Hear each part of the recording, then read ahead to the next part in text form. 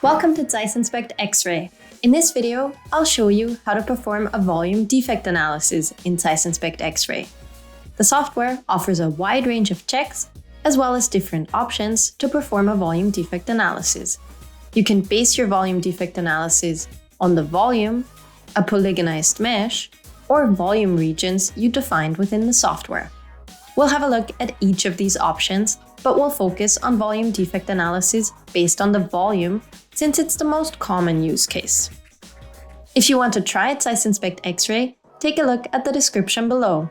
There, you'll find links to download the software, request a free trial, and download training data. Let's take a quick look at the demo project first. It contains the measured volume, a part containing the linked volume and polygonized mesh, a cylinder, and a volume region that's based on the fitting cylinder. The data is aligned to the global coordinate system, which makes navigating in the section views easier. Alright, let's dive in. In order to analyze volume defects in Zeiss Inspect X-Ray, you need to create a volume defect element. The volume defect element can be based on the volume, the mesh, or volume regions. Creating the volume defect element directly on your volume gives you the most control over defect detection and offers options for noise reduction. So let's start with the main use case, the volume defect analysis on volume data. First, I'll display the linked volume exclusively in the multi-view. When I zoom into the section views, you can clearly see volume defects in the part. As I said, we need a volume defect element to analyze them. To create a volume defect element, click Volume Defect Analysis in the main toolbar. Then open Volume Defect Element from Volume. And let's take a closer look at this dialog. On the right, you see a preview of the volume. You can switch between viewing planes down here and move through the volume using the spin box or hovering over the spin box and using the mouse wheel. You can also change the preview mode here. Now let's look at the parameters on the left. Under Materials, you see which part we're currently working with. If you have multiple parts in your project, you can switch between them here. The parameter Material determines how the material or materials are separated. In this case, we only have the option by threshold. That means our material is determined based on the gray value threshold indicated in the histogram below. The histogram shows the voxel distribution over gray values. The threshold is marked with the dotted line here. The red indicator marks the material, in this case aluminum. If you use the function Identify Materials before creating the volume defect element, you would have another option here, from Volume Element, which means you could use the identified materials as input. If you want to find out more about Identify Materials, take a look at the tech guide or check out the video How to Process Volume Data in Zeiss Inspect X-Ray. Okay, now it gets really interesting. With the parameters under defect detection, you can fine-tune what's identified as a volume defect. When you look at these areas here, you'll notice that the defects may be larger than what the software currently identifies as a defect. So let's adjust the parameters. First, I'll increase the defect threshold to 0.7. The higher the defect threshold, the more defects will be found. If you use a low value here, the software only detects high contrast pores, so clearly visible voids. In my case, the increased defect threshold leads to false positives due to measuring noise. To minimize that, I'll set the computation radius to small. That reduces the area in which the local defect threshold is computed. Because the data is quite noisy, I'll also increase the value under Ignore Highest Gray Values to 25%. This filters out outliers. For more information, look at the tech guide. So much for the threshold computation. Now, for the more general settings, you can choose if you want to find defects, so voids, or inclusions. If you have volume regions, you can limit the computation of the volume defect element to a specific region. This project contains a cylindrical volume region, which I could select here. If you want to find out how to create volume regions, look at the tech guide or the video How to Process Volume Data in SeisInspect X-ray. If you're expecting open pores, you can close them by increasing the value here. This value indicates the closing radius in voxel.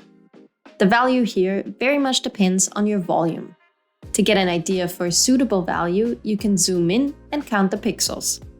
I'll leave it at 0 because there are no open pores. And finally, I'll lower the minimum defect probability to 5%.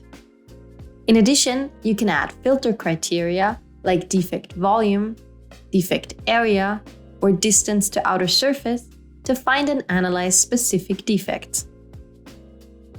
Okay, now we're almost done. The last thing I want to mention is the tab Noise Reduction.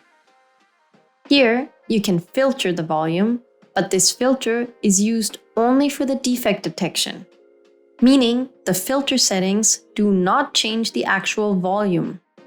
I'll enable noise reduction and choose the filter Edge Preserving Selective Gaussian. This can further improve the results by eliminating noisy areas that would lead to false positives. Alright, that works for me. Please note that the parameter settings in this dialog require some trial and error. Remember to check different volume sections from different directions in the preview. Click OK to create the volume defect element. If you look at the multi-view now, you can see the volume defect element displayed in pink. You can change the color in the properties. You'll find the volume defect element in the Explorer under Part, Inspection, Defect Analysis, Volume Defects. Please note that you can create and analyze multiple volume defect elements. I'll quickly create a second one for the cylindrical defect region. To do that, I'll open Create Volume Defect Element from Volume again. Keep the same parameters. The only difference is that I enable the option Limit to Region and select the volume region Cylinder. In the preview, you'll see the volume region highlighted in yellow. The volume defects that will be included in the volume defect element are highlighted in red. And I'll use the defect filter defect volume smaller than or equal to 1000 cubic millimeters so that this area here is not considered a defect. Again, click OK to create the volume defect element. To complete our analysis, all we have to do is apply checks to the volume defect elements. To do that, open iInspect either in the main toolbar or use Ctrl and the right mouse button. Select the volume defect element for the entire part. You can select it in the multi-view or the Explorer. In iInspect, open Check and apply the checks you're interested in. I'll apply the check Volume Porosity, which is a global check for the entire part.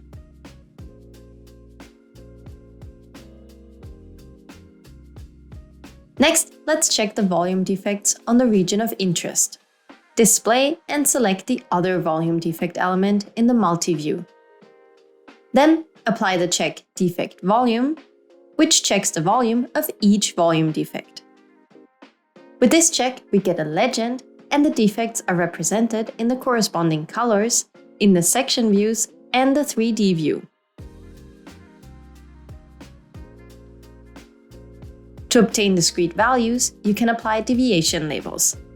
Open Point Inspections in the main toolbar and select Deviation Labels. Then use Ctrl and the left mouse button to create labels on defects of interest. You can create them in the 3D view or any of the section views.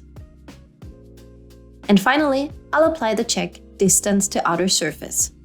If you don't see this check, select the volume defect element again. The easiest way to do that is in the Explorer.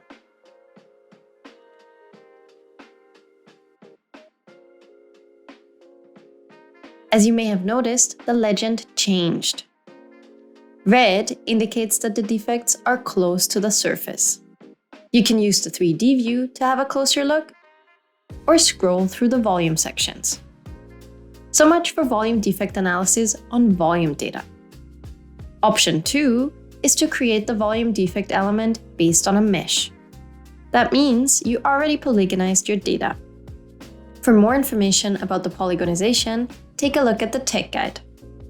My project already contains a mesh, so we can get to the volume defect analysis right away. A little side note here, when you look at the section view, you might notice that the outline of the part is green now. That's because I'm displaying the actual mesh, which is green by default. The first step is to create the volume defect element again. To do that, click Volume Defect Analysis in the main toolbar and then Volume Defect Element from Mesh. If your project contains multiple parts, you can select a part here, but in my case, there's only one. If you remember the function dialog for Volume Defect Element from Volume, you'll notice that this function has significantly less parameters. That's because the volume defects were already identified during the polygonization process. When I display the linked volume, you can see which volume defects were identified in the polygonization process. This should also illustrate why we recommend using volume defect element from volume. It allows for a more reliable and customizable defect identification. In this case, all you can do is apply defect filters. Click the plus to add a filter criterion. I want to create a volume defect element containing only defects with a diameter that's larger than or equal to 1 mm. All the defects that are highlighted in dark gray in the 3D view and pink in the section view will be included in the volume defect element. You can add multiple filter criteria and delete them again. To create the volume defect element, click Create and Close. You can find the element in the Explorer under Inspection, Defect Analysis, Volume Defects. And of course, you can rename the element. If you want to work with the volume defect element in the 3D view, I'd suggest that you hide the mesh and make sure that the volume defect element and the linked volume are visible. That way, you can select the volume defect element without being obstructed by the mesh and still see the part. Just like we did with the volume defect elements from volume, we can now check the volume defect element. To do that, select the volume defect element and open iInspect. Under Check, choose Defect Diameter, for example. The software computes the diameter for each volume defect. You'll find the check in the Explorer under Inspection, Surface Comparisons, Dimensions, Surface. If you want, you can add deviation labels to obtain discrete values. And here's something I haven't showed you yet. You can apply multiple checks to a single defect. For example, you can check the defect size in X, Y, and Z direction. To do that, you need to create an inspection point. Open Point Inspections and click Point Inspection. Use Ctrl and the left mouse button to click the defect of interest. Make sure the inspection point is selected, then apply the checks Defect Size, X, Y, and Z. Press and hold Ctrl to select multiple checks. That's it for this introduction to volume defect analysis in SeisInspect X-ray. If you're curious about material identification, volume regions, polygonization, and inspections based on the mesh and CAD data, check out the next videos in this playlist. If you're looking for a more comprehensive training, check out the Inspect X-ray Basic e-learning. You'll find the link in the description below.